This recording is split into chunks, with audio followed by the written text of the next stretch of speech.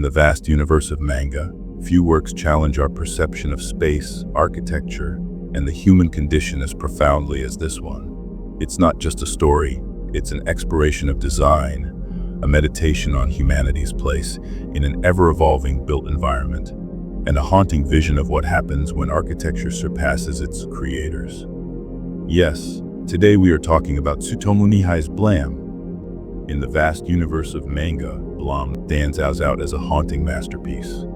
It's not just a story, it's a surreal exploration of architecture, space, and the human condition. For architects, it's a work that challenges your creativity, raises ethical questions, and leaves you in awe of design's possibilities. Welcome to The Lore Keeper, where we dive deep into the stories that shape how we think. Today, we're unraveling why Blam should be required reading for every architect, or anyone fascinated by the built environment. Blam is a cyberpunk manga set in a dystopian world dominated by the city, a vast, self-replicating megastructure that seems to stretch infinitely in every direction. Its protagonist, Killy, wanders this labyrinth in search of the net terminal gene, but the story takes a backseat to the sheer spectacle of the world itself. Tsutomu Nihei, the visionary creator behind Blam, originally pursued a career in architecture before transitioning into the world of manga. His formal education and experience in architectural design are deeply embedded in his storytelling, shaping the sophisticated, otherworldly environments that define his work. This unique foundation allows Nihei to blend structural precision with imaginative world building, creating settings that are as much a part of the narrative as the characters themselves. The city feels alive, an entity of endless growth and decay. It's as much a character as Killy himself. The city is a hyperbolic representation of unregulated urban growth. It's a brutalist nightmare with its oppressive symmetry and lack of human scale. Architects will see of real-world inspirations, from brutalist housing complexes to experimental modular designs. But here, these ideas are taken to dystopian extremes. Imagine a world where architecture has no master, no intention, and no care for the people who inhabit it. That's the city. It's a thought experiment about what happens when design becomes divorced from purpose or ethics. Nihei's vision's beyond aesthetics.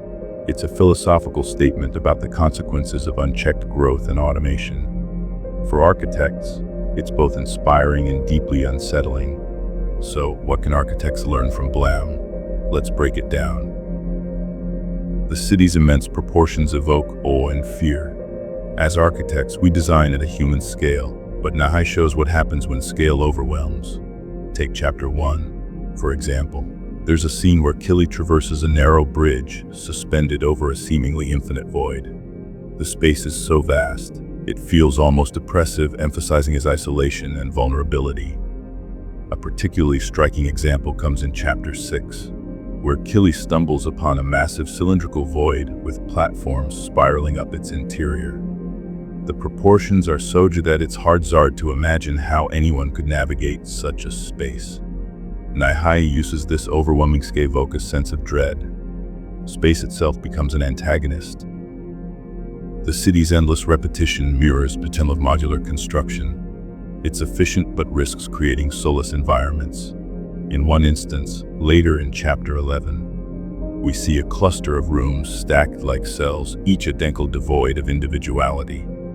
This modular layout feels efficient at first glance, but there's an eerie, soulless quality to it.